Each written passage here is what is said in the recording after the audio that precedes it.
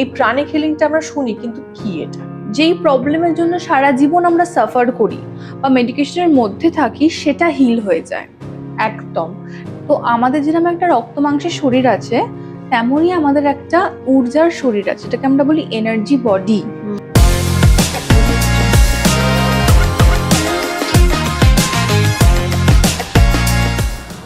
একটা জায়গায় ক্যান্সার হলো, ওটা অপারেট করা হলো, আর একটা জায়গায় পরবর্তীকালে ক্যান্সার হয়। কেন হয়? বিকজ ওই ডিজিজ ডার্টি এনার্জিটা কিন্তু শরীর থেকে বেরোয়নি, সেটা এন্টায়ার বডিতে সার্কুলেট করছে।